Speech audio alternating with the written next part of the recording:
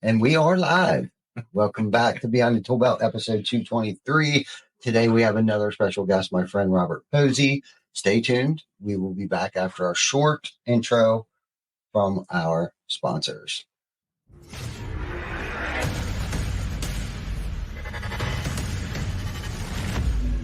TC Packer.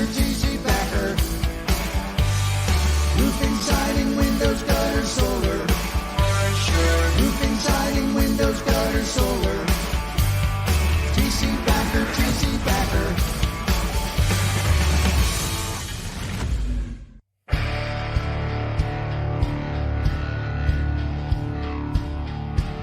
But I know things are happening for me today, not to me. And, because I have to understand too, what's best for me isn't always what I think.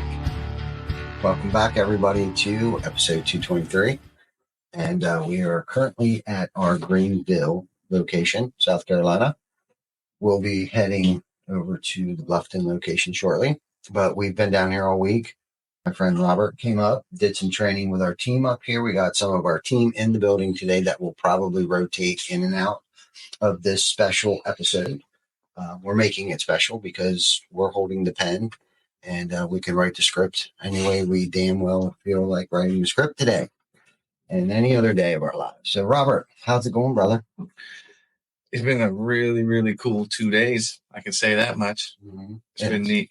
Yeah, it has been cool. And, we all appreciate the influence, the knowledge, the inspiration. Thank you. More importantly, the technical side of, sales and things like that, and what you can bring and offer, bring to the table here for the last couple of days has been not just inspiring to me, but educational and probably life-changing for some of those that got to sit in and witness some of your expertise and the mindset that you bring to the table has definitely been inspiring to me. And I saw some light bulbs go off in the past couple of days, not just with this team, but I saw John taking notes. I saw, Glenn and I were having little side conversations like we need to implement this like right away. But let's talk a little bit about, where you gain some of that knowledge, because I feel like you're probably like a self-educated person like myself. There's some good stories. Yeah, let's hear. Super good stories. Let's see. So a famous one is the red Ferrari story. So the red Ferrari story, 16 years old, like if we ever meet, like I got a hand tattoo and I don't know, I'm a little rough around the edges. I can clean up, but I think I've always been that way. And at 16 years old, I was standing on a curb, smoking a cigarette, and this red Ferrari pulls up. And they didn't pull up for any reason other than the fact that I was loitering next to a valet stand. So he gets out of the car, and the way he walked around the back side of the vehicle, and he was bringing his keys, or excuse me, they had already taken the car, but he was walking like he was coming directly at me. And anytime somebody's that close in proximity to me, I've always felt like, oh, this is awkward enough. I should say something. Mm-hmm. So I asked the guy, hey, man, what do I have to do to get a car like that? And he laughed, like had a little under his breath chuckle. He wasn't making fun of me or anything, but he laughed. And his response was, you got to get out of here. And I was like, what? So I grew up on Hilton Head, South Carolina, which is a retirement community, 113 golf courses inside of a 13-mile radius. Like, there was a lot of money where I grew up. Mm-hmm.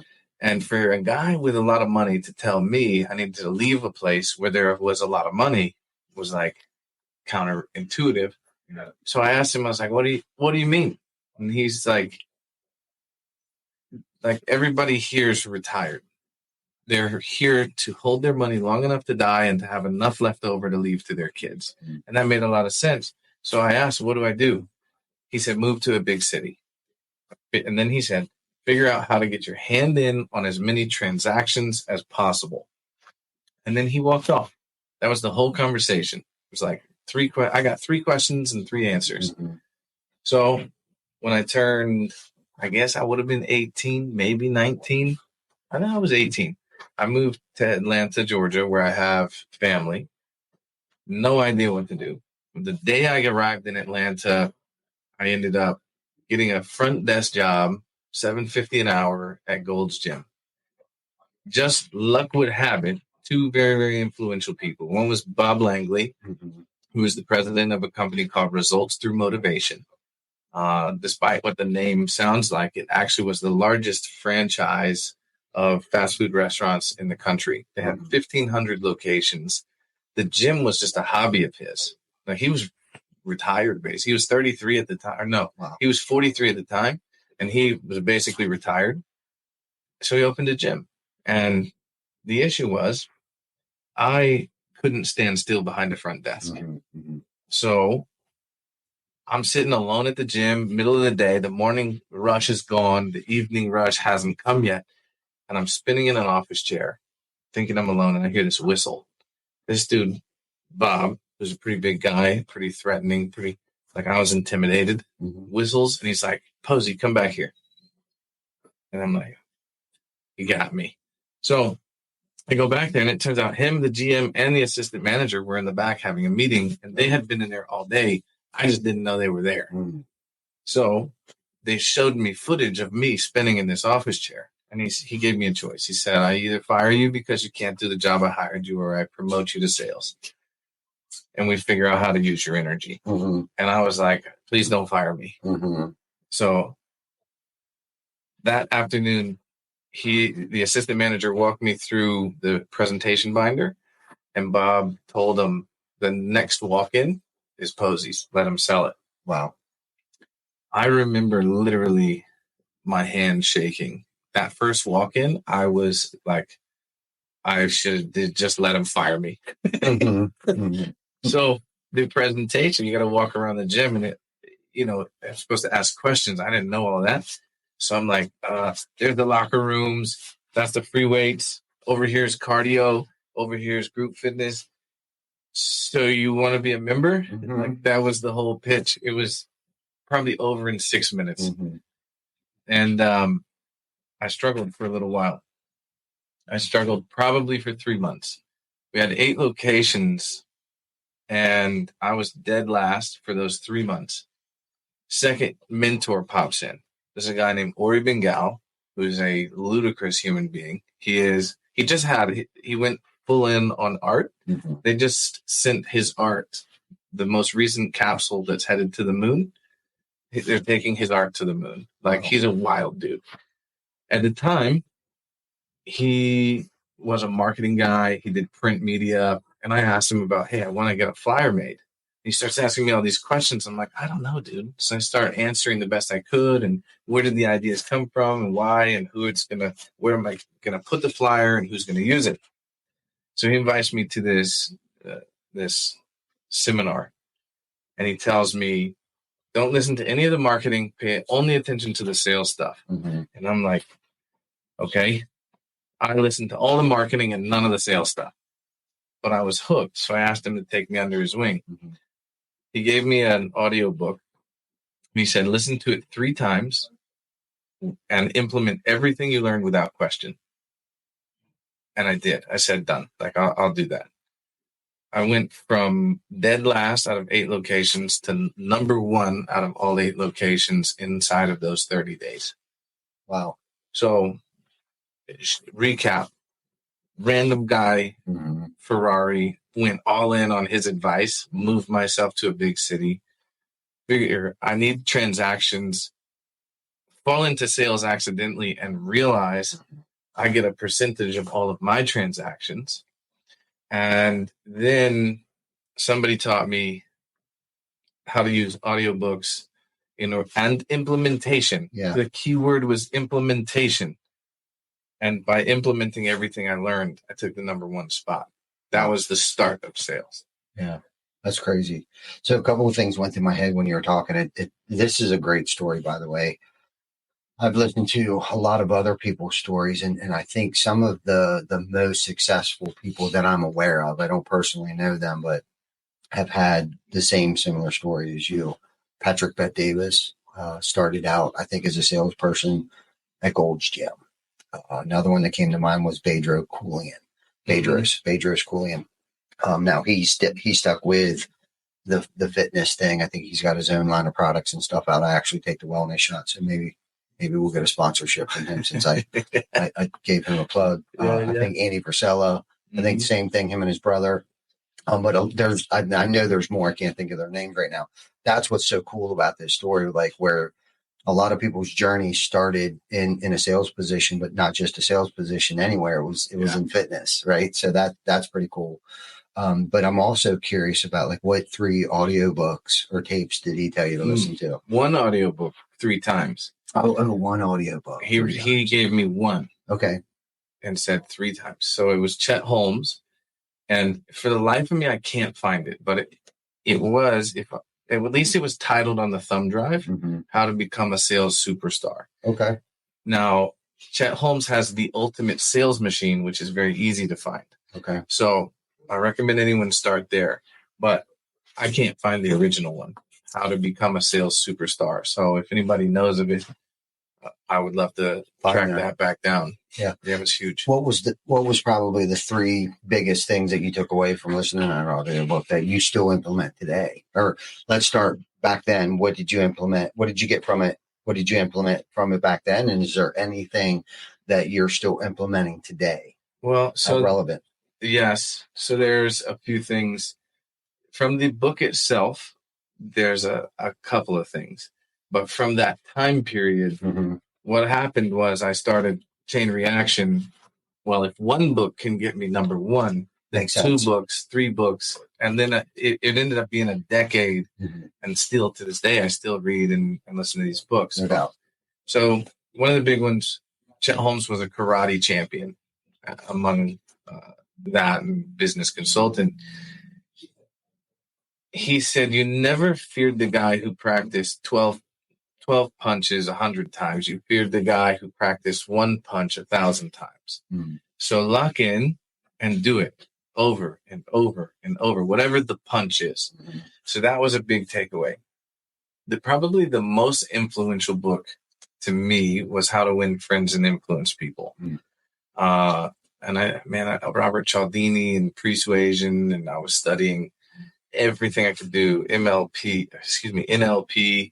I was manipulation. I studied cults. I studied the human behavior, the reason that people buy things. I studied all of that sort of stuff. And I would say I look at things now as time travel. I steal that directly from Matthew Danskin. Okay. Matthew Danskin talks about time travel. I stole that from him because it makes so much sense.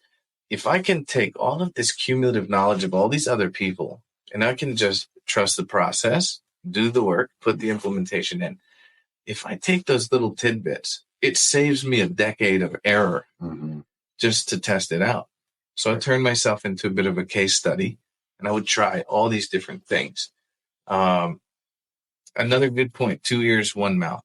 Listen twice as much as you speak. We hear people say this all the time in sales, but as for my observation, when I meet most salespeople, they've all heard it, but they don't listen to it. So that relentless implementation, if I say 2 ears, 1 mouth, listen twice as much as you speak, I mean it. Shut up. Yeah. Stop talking. Another good one, another great one from that time period. If they say it, it's true. If I say it, I have to defend it. So the implication of that is if I'm sitting here and I ask Ty, or tell him, hey, your roof is damaged. I said it. Now I have to defend it.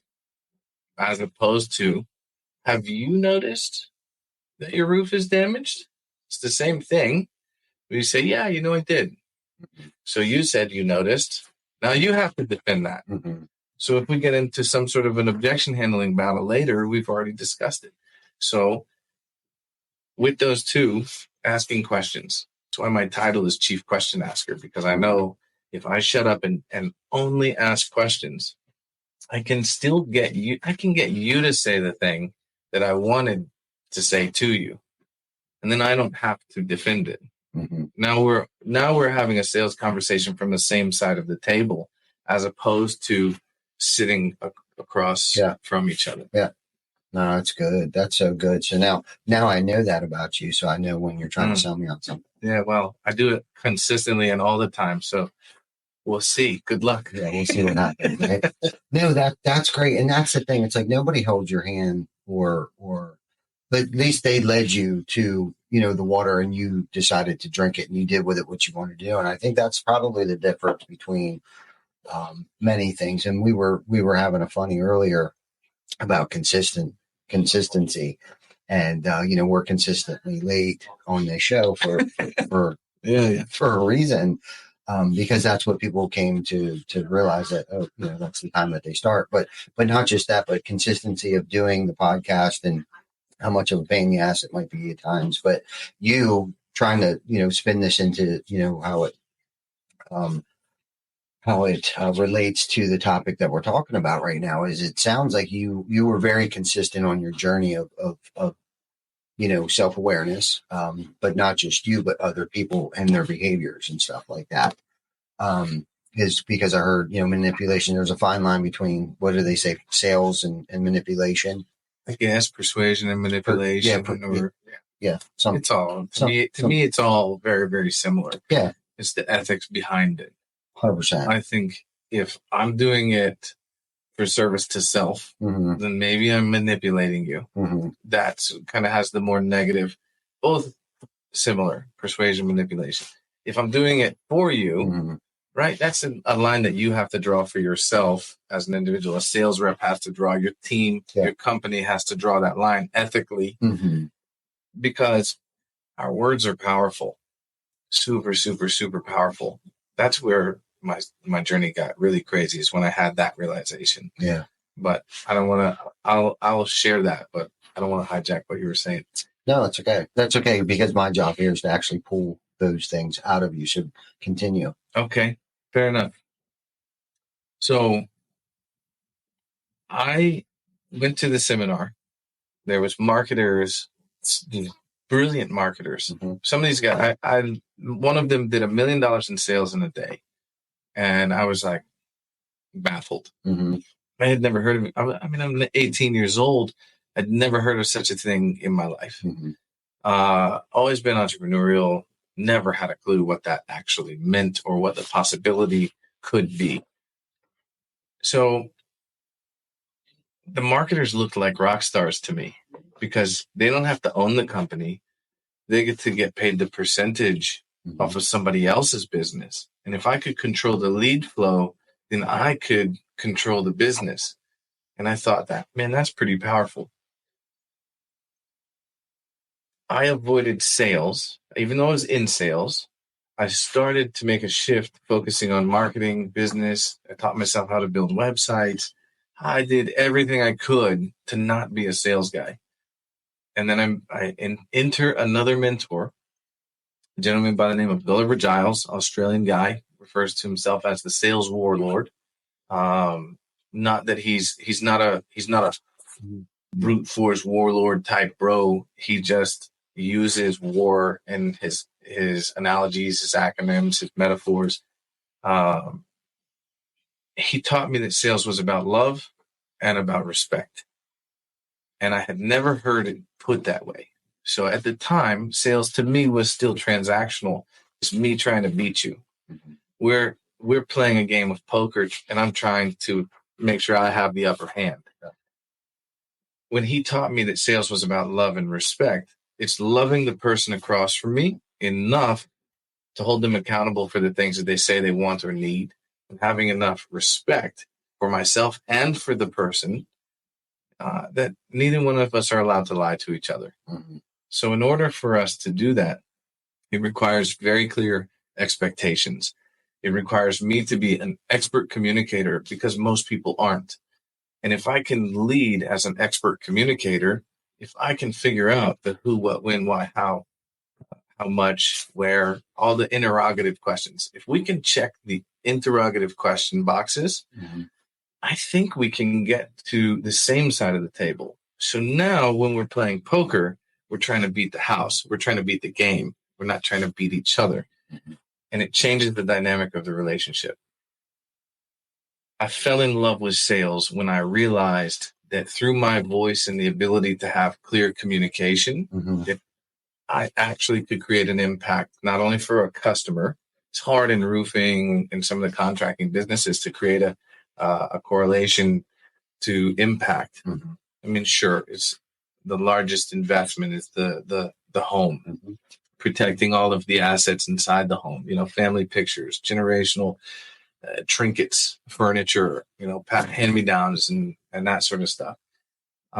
You can attach an impact to protecting those sorts of things, but then it starts to become about the team. It starts to become about leverage. And that's when I learned the first time I hired a sales rep and I made a percentage of someone else's money. That's when it clicked for me. Like, oh, wow, I really have the ability to make an impact, not just through me, but what if I put these principles into my team? Now the impact as a professional, as a leader, I get to spread it here in my team, 5, 10, 12, 50 people, however big your team is. If I'm guiding that team with those principles and I'm able to let them download just a little bit of that love and respect, and they can put it out into the community, we actually have the ability to change the world. And I don't think I was ever the find world peace or bring feed the poor or any of that. Those things are important to me. I knew I wanted to impact the world, but those ones didn't resonate too much. But when I realized that through my voice, I could have a real impact, then I started to find purpose. Right. Yeah. Anyway, that's some of the story coming out. Yeah. No, and that's good. There's a lot of good things that you touched on there where it wasn't going to battle with a potential client. It was more so, okay, we're on the same team here.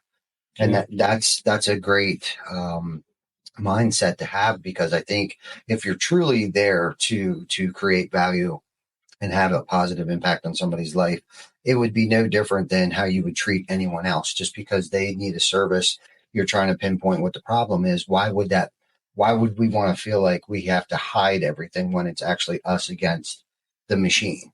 Right. So I can see how that could have switched your mindset or the way that you were approaching this. And it's like you talk about all the time. The one thing that have picked up from you is knowing which lever, or not even knowing, but that there's a lever. That if we can find that lever to pull, in this instance, it was a mindset shift on like how I'm going to approach this. It's not me against them. We're in this together. I'm going to respect them. This is their most valuable possession, as we're in the home service industry, and share the love with them. Like, hey, this is what we have. This is what we can do for you. If you can't afford it, we whether it be offering financing, a better product that might suit their budget, or things like that. And that's something. And I think that's why we resonated so quickly. Because of having that same mindset, because our purpose is to serve not just our teams, but the impact that we can have as individuals. But the most powerful point that you brought up is now that I got a team, now I got 12, 15, 20, 25,000 people that are working, that are of the same belief, because not only do I have to try to get my voice out there, but now I got 12 other people that I've trained that believe the same thing that I believe. And that's where that compounding impact comes into play. And I think that's what's cool about, speaking, right? I think some of the most powerful people in the, like presidents, past, future presidents, one of their strongest pieces is being able to have a speech or speaking. Right. Yeah. And it's reading, writing, and speaking obviously are important, but I don't think a lot of people understand how important being able to speak or articulate a vision to people, how powerful that is, along with writing. Yeah. Right. And I threw reading in there because I can't hone my skill, my crafts, right? And these are all skills. So if you're not very good at these things, you can actually get better at them, because I have, but it's something that I have to do for myself. Mm-hmm. It's a skill. So I have to work on it. So there's books that I have to read, because reading, exercises the mind. It expands my vocabulary. In turn, I can speak better. The other second fold to that is that I'll be able to write better. Right. But then most importantly, especially on this topic, is that I can articulate a vision, a mission, onto those, cast that onto those that are under our leadership, to make that bigger impact. And that's the part that I really want to dial in on, is because of the impact, right? Like roofing, the home service industry has become our vehicle to impact. Yes, we want to, serve our community in the best way, shape, form that we can. And sometimes that means, 21 turkey feeding, people. Did I read that you guys broke the Guinness Book of World Record? We have, yeah. For the most turkeys cooked at a single time? Yeah, 4 years in a row. Yeah, this year I think will be our fifth annual. I had no idea about that, and you bringing that up reminded me of it. Yeah, you know what I mean. But that's the impact, and that's the thing. Like we couldn't serve that amount of people. Yeah. I personally couldn't do that without a team that I've been able to cast that vision onto to help us do that. And what's cool about that is I always talk about finding replacements. Right. Not because I'm ready, more so on a micro level. He's going to fire everybody at any second. Yeah. Like finding my replacement in like Glenn has really stepped up. Tam has really stepped up when it comes to the 21 turkey salute. Like they created a committee. I didn't do that. They did that because they're jacked over it. They're like, okay, we fed 600 people 2 years ago. This year we're going to feed, 900 people. And now this year, I'm sure we're going to be shooting for like 1,200 people. That's awesome. You know what I mean? Like once we cast, but because I was able to articulate that message, I'm like, hey, this is what we're going to do. Did you and kind of manipulated them into thinking it was a good idea to do this? Yeah.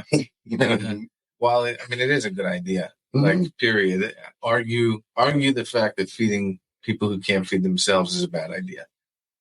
That's a great idea. Mm-hmm. So having the buy-in, like that's my curious question for you is, like being around the TC Backer team for the last couple of days, there's a lot of buy-in especially from your core guys. Mm-hmm. Like your people are bought in. Mm-hmm.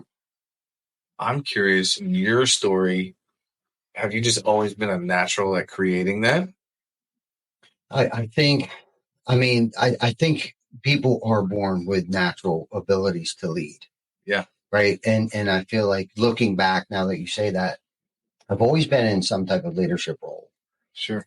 And the craziest thing about that is, growing up as a kid, the people that I hung out with, I had my in school friends and I had my out of school friends. And my out of school friends were always older, but it was like I was kind of like the leader of that. I've always had that gift of, convincing you that it's a good idea. And I think I learned early on that it's never a good idea until you think it's a good idea. So I got to find that way to come at you, that angle, and sometimes I'm saying the same thing 5 times, but I say it 5 times differently.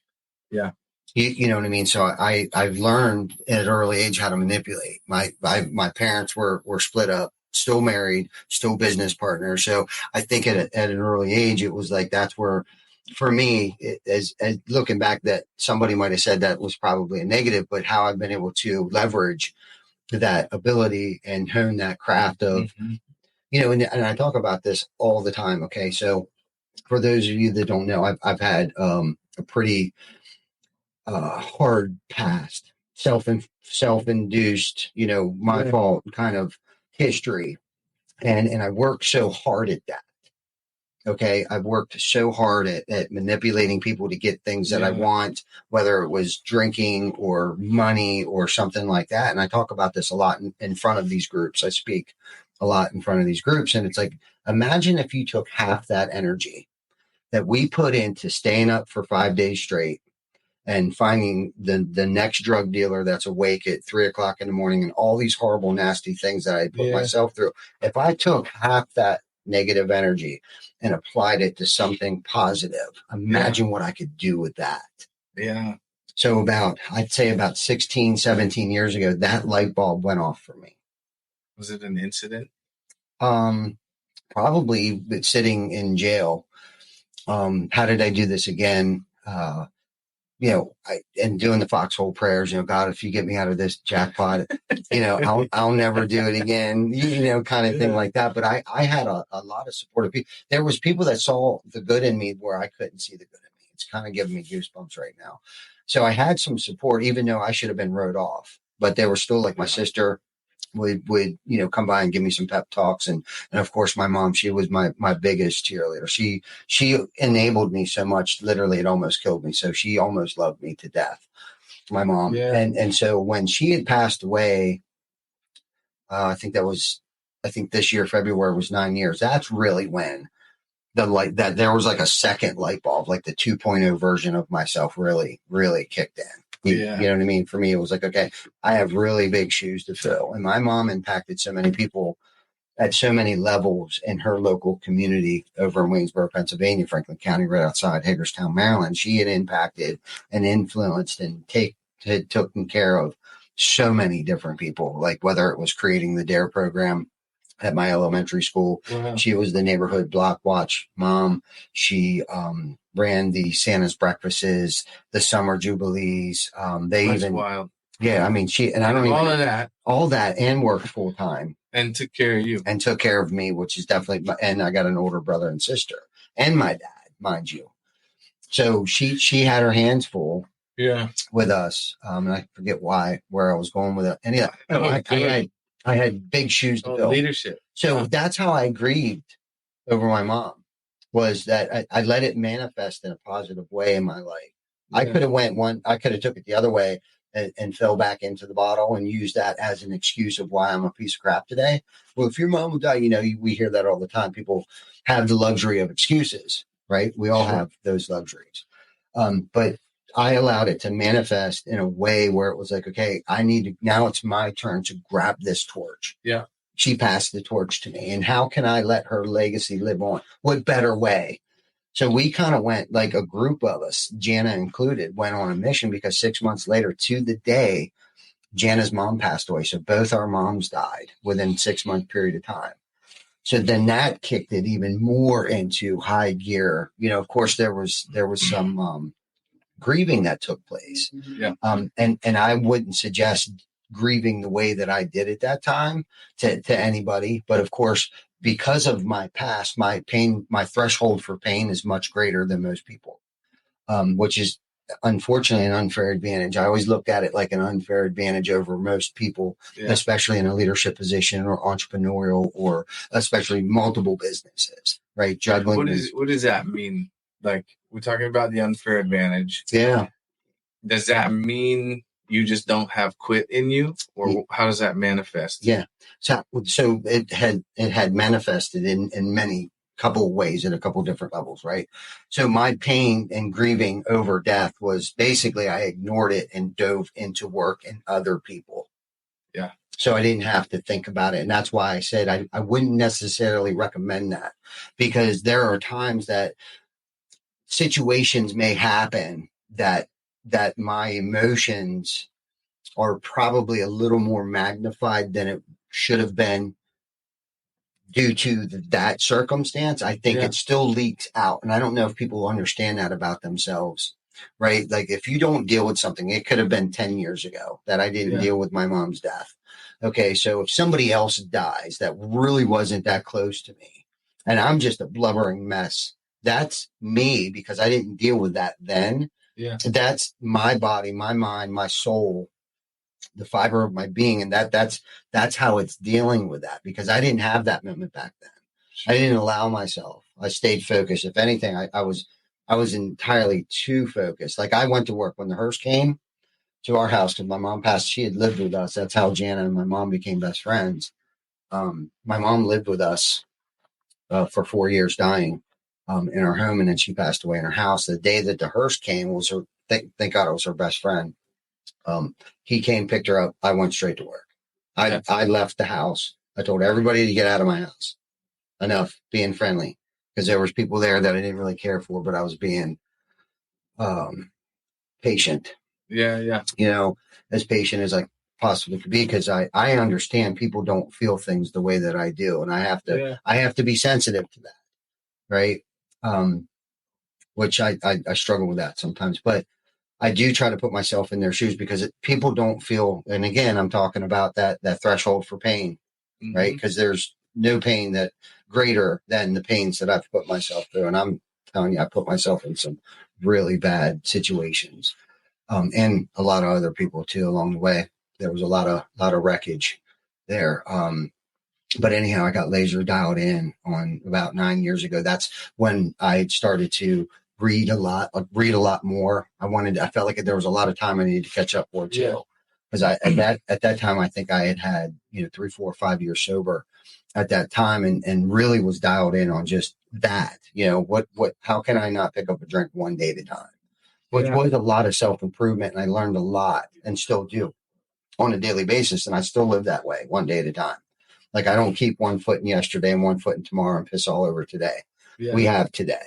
What are we going to do today? Just like a little situation came up earlier today. Being a great steward of your moment. Yeah. You know what I mean? Stay in right now. What can we do? Even if something's going on right now, like, okay, how are we going to deal with this? And in those moments, especially with adversity, right? Or little we have adversity speed bumps. I call them speed bumps. I don't call them roadblocks. I call them speed bumps, because when you get over that thing, even today, I'll even be a smart ass. When I go over a speed bump, I smash the gas, because I want to get over that thing.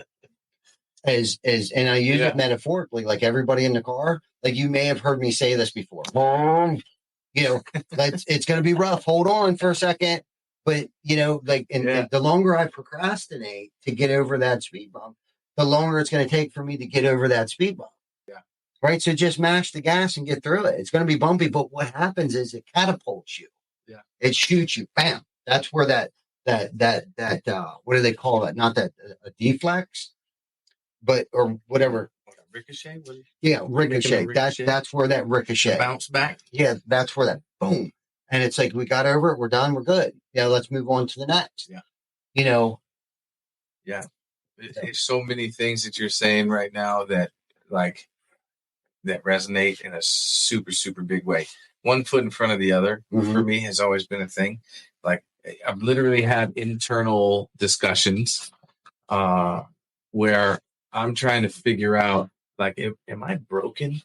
Like, it used to be stressful things weren't stressful. I realized, because my mom was also an enabler, and love her to death. I hope she gets to see this. And she knows she was. I had to cut her off. I literally had to tell my mom, hey, we're done here. You will let me be homeless before you ever help me again. And we had that discussion. But I think because she helped me so much, she allowed me some space. There was some good that came from it. She allowed me some space to deal with stuff that was hard, and where I almost was trained not to feel stress. I don't know. I've studied a bunch of psychology, but the hardest person to analyze has always been me. But because of that, when things get hard, there's never, ever, ever been I guess we should think about shutting the company down. I guess we're not going to hit the goal. It's never been a thought. It's the goal always stays the same. If I decide we're going after it, we're going to go after it. And if there is a speed bump, well, there's a saying, this is one of my favorite quotes. How do you eat an elephant? One bite at a time. Yeah. So if I've got a big burly elephant, the BHAG, big, hairy, audacious goal. That's my elephant. How am I going to eat it? One bite at a time, 1 foot in front of the other, one day at a time. Be the best steward of your moment. Nick Peterson is a more recent mentor of mine. Sorry, Nick Lucas. Nick Lucas is a more recent mentor of mine. Nick taught me to be a steward of my moment, because the past is gone. Mm-hmm. The future hasn't happened. The only thing that matters is literally what's in front of my eyes and ears right this second. So what does it do for me to think about bankruptcy or quitting, or, Miss Jones' window wasn't delivered on time, or whatever it may be? It doesn't matter. Mm-hmm. How can I be a steward to Miss Jones right now? Mm-hmm. Well, Miss Jones didn't get her window on time. I guess what we need to do is we need to talk to Miss Jones. Mm-hmm. Let's go talk to Miss Jones. That's the moment. Yeah. So, yeah, that's why. So, all right. So when you're leading these goals, you're a natural leader. Mm-hmm. Yeah. And I like to think so. I don't want to consider myself a like self-proclaimed leader here or anything. You seem like a natural, but I also know you've got 16 years leading your teams here, and then ever how many years prior to that leading other teams? Mm-hmm. Yeah. So I do believe that people are born with certain qualities, but there's many qualities that you need to work on to become a leader. And I think empathy, understanding, and you've been saying it a lot, like seek to understand rather than to be understood. Yeah. I think that's huge. I think before, and I've been guilty of jumping, to reactions and handling situations very poorly. But again, that I look at that too as experience, right? How I made that individual feel. How did it make me feel after I responded badly? You're super good though. So today, the flyers, we got these flyers back, super flimsy. They like knock up. We're not using these. Yeah. And your reaction was, okay, what do we do? Yeah. Next. Yeah. Solve the problem. Yeah. Move on. But you didn't make anybody feel bad about it. You didn't dwell on it, not even for a split second. No. Like, I've noticed you do that a couple of times since we've been here. Yeah. It's like, that's an admirable trait. Yeah. Well, one of the things that I had to learn, it's easy to lead during good times. That's a piece of cake. Yeah. That's a cakewalk. Okay. When the shit's really hitting the fan. Yeah. That's where true leadership should shine. You have a decision to make. Do I show my ass and my weaknesses? Yeah. Or do I remain calm, right? And try to handle the situation to the best of my ability. Sure. Right. And again, through experience, there's the Ricky Bobby story that we don't need to talk about, but because I've talked about it. So any of y'all listening out there that have heard the Ricky Bobby story. Well, I guess I won't ask what the Ricky Bobby story is. I could tell you what the Ricky. You don't have to. Okay. Short bullet point. Bullet point was I handled the situation very poorly. Okay. Due to ego a little bit and a little bit of control. There was a gas cap missing on a vehicle, and I saw it every morning. And, I had made a couple comments like, hey, why don't you just stop if you can't afford a gas cap at Advanced AutoZone, because I felt like they should replace it. Okay. Yeah. Red flag number one right there. You know what I mean? Yeah. Little control there. Like you lost it. You replace it. Right. Sure. Accidents happen. Just, here's $10 to go get it. Yeah. Scarcity mindset. Yeah. Too. Could have handled it that way. Then, go to the gas station, go to the counter. I'm sure they got a box of gas caps back there. Yeah. Think outside the box. $3. A little bit. You know what I mean? They just act like you lost your gas cap there. Or, hey, do you have a Ford gas cap back? Whatever. Yeah. But I didn't handle it. Chose not to. About a week went by. We got a real bad rainstorm. And, it's a big box truck with a gutter on up top of it. Whether you know it or not, vehicles have gutters that channels that water And it away. channeled it directly into the gas. Right into the tank. And mind you, we just spent probably $15,000 on a new engine. Oh no! For this box truck. And I heard Ricky Bobby. We're using fictitious names to protect the innocent here. I picked up on that. And I heard him running his mouth about how the truck was a piece of shit. Oh, it's a piece of shit, blah, blah, blah, blah. So being the very excitable person that I am, my passion shows the shine. There's that vocabulary you're working with. Yeah. Very excitable person. Yeah. Go on. So my passion reared its ugly head. And he must have saw it in my face because he started to run. So I ran after him. And Well, you were excited. I was very, very excited. Okay. My passion was gleaming, and so much that he must have thought. So he went running, and he jumped in the truck, locked the doors, and I'm trying to rip the door off the side of this truck, and I hear Kim screaming, "Bob, Bob, Bob! Ty's gonna kill Ricky Bobby!" And mind you, this was in the morning, so everyone's there watching me show my ass. Yeah. Okay. Well, oh my. So Bob calms me down. There's some rumblings of how I reacted from some of my co-leadership. And this is with TC Backer. Oh, yes. Okay. Oh, yes. Oh, yes. So, of course, I go back in the office. I'm like, dude, that really sucked, because the difference between even several years ago, I knew right away when I said something wrong. For years prior to that, I felt like I enjoyed hating people. Yeah. Okay. I felt like it gave me a dopamine hit, because I will hate you better than anyone will ever hate you. Like, I felt like it gave me some kind of control, right? And it meant something when I hated you. And that meant whatever that meant in my twisted mind back then. Okay. So I've worked on that. And again, that's things I'm self-aware of. Like, I don't like how this made me feel. I don't like how I just made you feel, kind of thing. Yeah. And so I've worked on that. Now, does it veer its ugly head? It's been a minute, but this was one of those moments where they were falling further and, apart. So it really gave me like a really bad emotional hangover.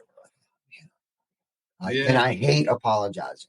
And that's another thing too. It's like, I don't try not to put myself in those situations where I have to own amends. Right. Sure. And because I don't live the lifestyle that I live today to feel awkward around people. Like, I didn't get as healthy, work on trying to be as healthy as I am today to feel uncomfortable around people. And if there's an instance or a situation, well, I have a choice today not to be around people that I choose not to be around today. And I used to think that I had to. Yeah. That's something else. That's probably a whole nother topic there. But anyhow, right away, I knew it. Now, that instance, that was probably a 7-minute show for everybody that I had displayed. You were not the best steward of your moment. No, I was not. Went in, sat down. Some of my co-leadership must have been saying things, and that's a separate issue there that I had to deal with. But anyhow, sure. So a couple of them actually came into my office and was like, "Hey, you handled yourself pretty poorly today." But that's the type of environment that we've created so they can, hold me. I was like, I know. I got to call Ricky Bobby up. And, but can someone get a gas cap for that truck before I do strangle somebody?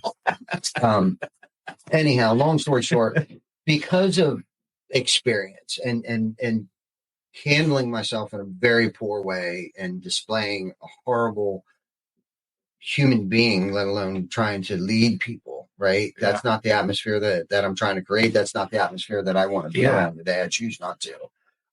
But because of those things and me being self-aware of what my words said, the impact that it has on other people, that was another one of those moments of, we all heard it, words can cut worse than a knife. Yeah. I've heard them as bullets as well. Yeah. Once they fire out of that gun, you can't take it back. No way. No. It's done. It's done. There's consequences now. 100%. 100%. Yeah. And it's few people that you can actually make an amends to that will sincerely forgive you and get over that. It takes a lot of trust. Yeah. It takes a ton of trust when your leadership, I put my career, my life into your hands. And then for that to happen, there is no going back. There's zero going back. So while you were doing that, I was thinking of another quote that I don't remember where I learned this one from, but change is only possible on the precipice of destruction. Change is only possible on the precipice of destruction. So here's a question for you. If you hadn't have been empathetic, inwardly empathetic, if you hadn't have had a team that was willing to confront you and I would dare even say the courage for you to actually change, where do you think you'd be today? If I wouldn't have made those changes, we would not be sitting here right now. Yeah. There's no way. I would probably be locked up. If that paradigm shift along the way wouldn't have happened, if I wouldn't have put myself through those situations to become who I am today, like that path, that journey, and we're all on a journey. There's no finish line. Yeah. You know what I mean? There's no finish line here. There's no graduation date to how much I can improve, there's still so much to learn. With having that mindset and continuously becoming self-aware of how my words impact and affect other people, I think that played a huge role in how we got here. Yeah. Where we're at today is due to a lot of self-inflicted pain, right? Most of the pain that I experience, anybody experiences, whether you know that or not, 90% of it is self-inflicted pain due to a bad decision that I made. So here's a question. Yeah. Would you, how do you look at it now? Like, are you like, hell no, I will never do that again? Or are you more like, thank God that happened to me then? I'm not going to say that it won't happen. But I'm saying, are you grateful? Are you this happened for me or this happened to me? No, I'm definitely a happened for me kind of person. Yeah. That happened for me. There's no doubt about it. I needed every single episode.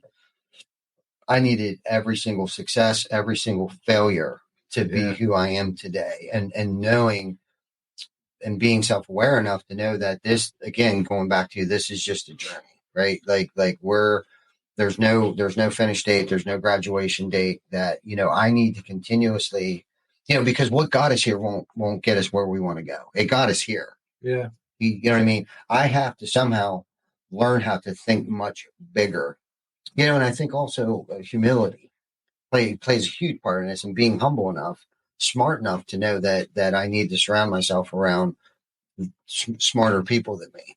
Sure. You know what I mean? Or even just know that I can't do it all myself. And I'm my own worst critic saying, people smarter than me. Yeah.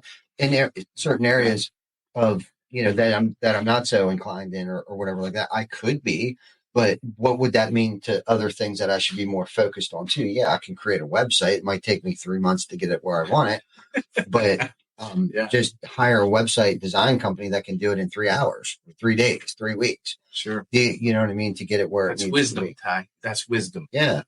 Right. I'm a little wiser today than I was, and I grew up fast too. What is that quote you keep saying? You keep saying something about not getting to the end. There's no finish line. You brought that up a couple of times. Yeah.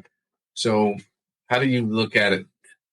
How do you look at the process?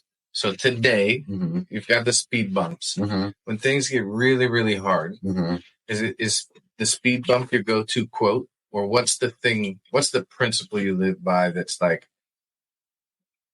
one foot in front of the other? That's a great question, because I always look at there's two things, and you said it, I live by this is happening for me. What good is going to come out of this right now? Okay. Yeah. I learned that from Ed Milet, who actually probably didn't learn it from him, but he galvanized that for me. Sure. And then that, I don't look at things as a roadblock, and looking back over my track record. Okay. Everything happened for me for a purpose. I may not have saw it then, and I know that today. Yeah. I know what we're going through right now. I may not see why yet. Sometimes quickly, sometimes slowly. Okay.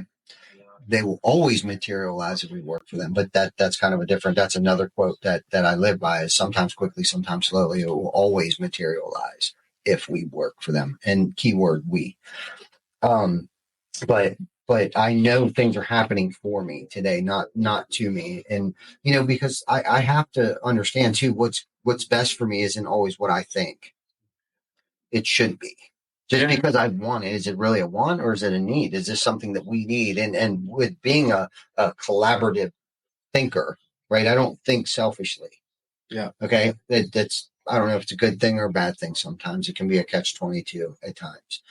Okay. Cause I'm always like, I'd say more often than not. what can I bring? What can I bring? Not necessarily like, what am I getting out of this? What am I getting out of this? What standards or not Surely even standards? you've got a line in the sand, right?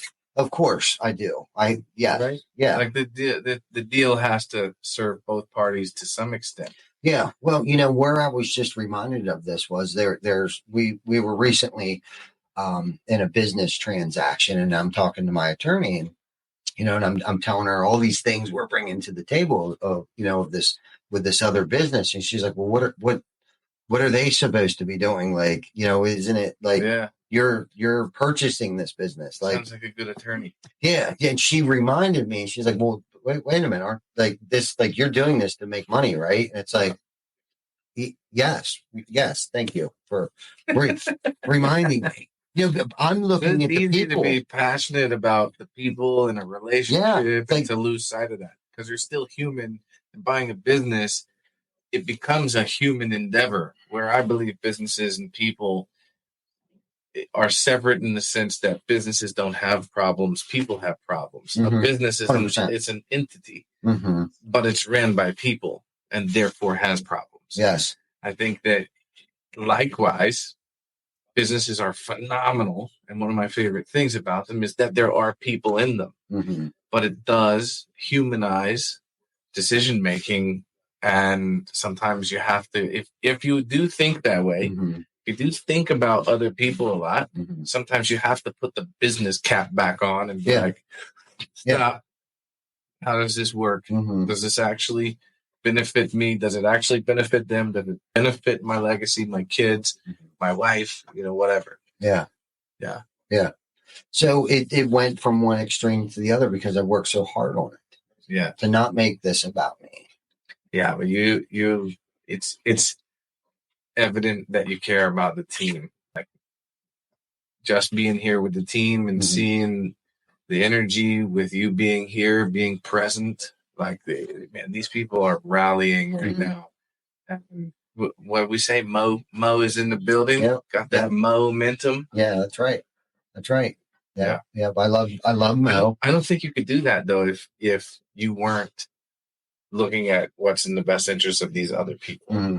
Yeah, and so that's the silver bullet. Everyone's looking for the silver bullet for success in life. Yeah, and success isn't necessarily monetary money success. Yeah, right. That comes with doing the next right thing. Right. Success comes from watching other people succeed. For me. Sure. Well, and some of that is kind of like, who's the guy? Was it John Maxwell or Jim Rohn or one of the old school greats mm-hmm. said, if you want to be a billionaire, figure out how to make other people millionaires. Mm-hmm. Yeah. Right? There's that. And one of my favorites, there's a great speech called Acres of Diamonds mm-hmm. by Russell Conwell. It's like super old, 100-year-old speech he gave at a university. And a quote inside of that is that money is a measure of exchanged value. Mm-hmm. So when you tie that quote back to how to win friends and influence people, mm-hmm. making other people feel important, using their first name, that little bitty bits of value that you're able to spread across your team. Like it was kind of funny. We messed up one of the team members' names a couple of times and we had a couple of jobs. But I was thinking to myself in that moment, back to that book, mm-hmm. how valuable does he feel mm-hmm. when we mess up his name mm-hmm. 2-3 times in a row? Mm-hmm. He can't possibly feel like he's the most important person in the room. And I think that, I guess where I'm trying to tie this to is that monetary, that little bit of selfish that you're allowed to have. Mm-hmm. I think you can have that mm-hmm.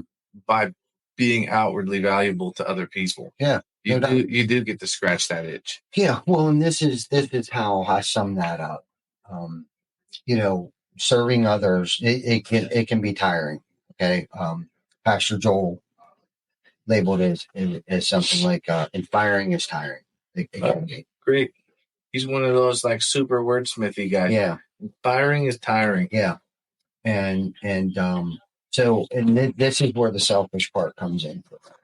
Okay. You have to be selfish to a certain extent. If I'm not actually taking care of myself, okay, right? And if I pretend that I'm running around taking care of everybody else, but my health is failing, I'm overweight, I'm not exercising, I'm not eating right, I'm not sleeping, now I just become a martyr, right?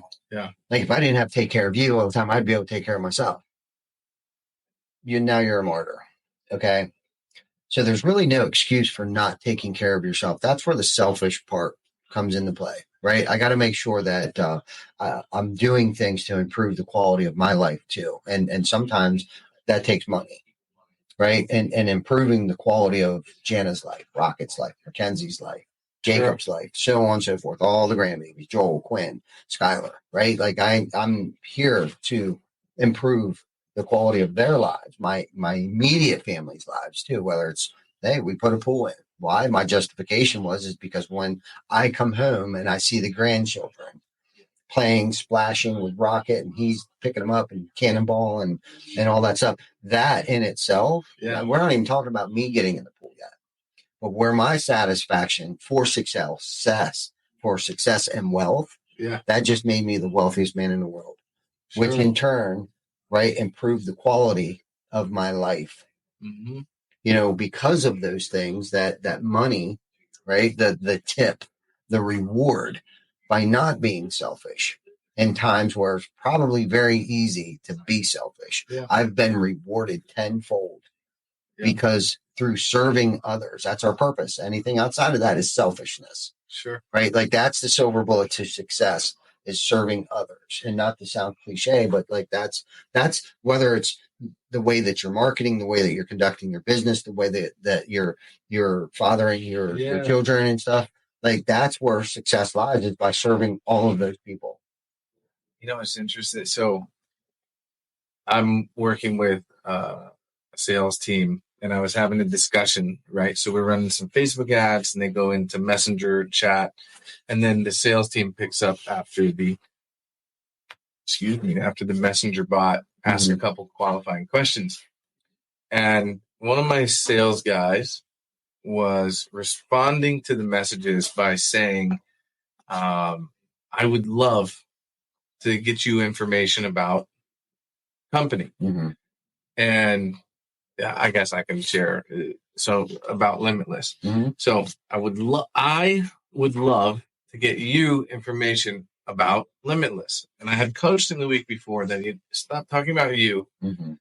So then his message he sent back to me asking for feedback was, I would love to help you give the information. Well, I asked him, what's the first word in your sentence? It's I. I want to get you information. I want to get you information. Now, as a sales professional, his job is to make money. His job is to find members. It's to grow revenue, all of those things. So he needs to be a little bit selfish, but he's serving himself still, which is everything we're talking about. As people, our ego gets involved, and we're for sure naturally dispositioned towards selfishness. There's a handful of traumas and different experiences. You can have somebody lean, I believe, one way or the other, but you're still going to have some of that inside of there. And I think you need to walk a fine line. That balance is good self-respect. Yeah. But the coaching I gave to him was, what if instead you said, is there anything you'd like to know about Limitless? Are there any questions you have that I can answer for you? So I put you first. And if people could just make sure that you comes first, I think that, man, the world would be a better place. For sure. It's funny you say that, because very rarely, and Vic and I have talked about this before, very rarely will I put I, mine. Yeah. In any sentence. You find yourself, do you ever start typing and you see it? Yeah. I always put and then we. you backwards and then you delete it? Very rarely, and unless it's by mistake, because this was something I had to work on, our team. Yeah. Very rarely will you catch me saying my team, because it is our team. Yeah. Our crew, right? Can we help you? I see myself in emails. I do the same thing. Yeah, When so- I've got a couple bullet points. Yeah. I would like to make an introduction. Yeah. The reason is I saw this Mhm. taking place in the meetings this week, and then I'll back up. I'm like, shit. Like, I'll give myself like I'll Mhm. let myself have an I, Mm-hmm. but there's got to be a we an Yeah. hour right Absolutely. after it. Absolutely. It has to be. Yeah. That's great. That we like. I'm glad I'm not the only one that like little voice is like Yeah. that empathy, I guess. Yeah. Well, that's one little way that you can stop being so selfish too. Right. When you start including, because whether you're religious or whatever that might be, you're never by yourself, first and foremost. Yeah. Okay. And that's how I feel, whether it's a little mouse in my pocket or the man upstairs. Okay. You are never by, it's never you that did this. But Arnold Schwarzenegger said that too, right? That there's no such thing as a self-made millionaire. Was that Arnold? I think quite a few people have said that. Yeah. There's never, yes, I don't believe in that, unless you scratched off a winning ticket. Even then, even still, it was all the taxpayers who something. Yeah. It's like you had really, who raised the you weren't lottery. smart enough to go and buy the ticket, but no, it takes, even raising children, it takes a village. You know what I mean? However you want to spin this. I mean, no, this has never been an I thing. This has always been a we thing. Even when I was in that jail cell, I was still provided for. And that's the metaphor of the story is that I've never been alone. I always had something over my head. I've always had food in my belly, even though it may have been an exuberant amount of time where I didn't have something in my belly, but somehow, some way, I was carried. Yeah. In those real hard and dark times of my life, I was carried. I was looking back. It's like I've always have been provided for in some way, shape, and it going back to, it may not have been what I thought I needed, right? But then I think I just used the word "I" twice in that short little sentence there. Do better. Yeah, do better. But that was my point. My point is that's the way that I thought about it. What I thought I needed. But it's intentional. I think so. Grace, acceptance is a giant word. Yeah. For me, same thing. Shout out to Nick Lucas, my performance consciousness coach. Acceptance. Mm-hmm. I thought I had to forgive myself for a lot of things, and I guess there's a difference between acceptance and forgiveness. Acceptance is, I just accept that I am. Mm-hmm. So if I say the word I'm not like, you're such a piece of work. Mm-hmm. It's, oops, do better next time. No doubt. Or because you didn't do great, correct it, apologize. So take the action. But if you can't, and if you find yourself in behaviors that you don't align with, and if you are being selfish, you will find yourself in behaviors that you eventually, if it hasn't caught up with you yet, it will. And then you start to find yourself into an emotional frequency of guilt and shame, and you're not doing things to serve other people. It's way easier to find yourself in that guilt and that shame. My mind's going super deep right now. No doubt. And I feel like we could talk about this for another 50 minutes, but where are we at right now? We are an hour and 10 minutes. Holy cow. Why don't you leave our viewers and listeners with one golden nugget? Oh my God. Have we not already? I know. One last silver bullet here. So because my mind is in this frame right now, I want to define guilt and define shame. So by having the definition, I believe it creates clarity. And with that clarity and with that awareness, you're then able to formulate an action plan. And because I personally have dealt with guilt and shame, and by God, when you face them head on, there's an immediate and significant release. And I think knowing the definitions would be super helpful. So if you've never heard this before, guilt is, I did something bad. Shame is, I'm a bad person. In both situations, there's a literal emotional frequency where the brain operates. There's a wave pattern where these emotions can be measured. If you've ever had a relationship where you were in love and then you start to grow apart and you start to feel disconnected. It's literally a contracted or a wave pattern that does not vibe. We don't vibe anymore. There's a vibrational frequency that no longer will allow you to be connected with that person. We could go so deep into this. I'm going to keep going for a second. Go ahead. So I don't remember the laws or the terms, but if two equal wave patterns reach and touch each other, they will magnify by a factor of 2. But if two opposing wave factors match each other, it will cut them in half. That's contracted emotional frequency. Guilt and shame are at the very bottom of these frequencies that have been literally measured by scientists. If you have anything that you're making decisions for that don't align with your future purpose, your goals, or the things that you're saying outwardly, you'll find yourself in one of these two frequencies.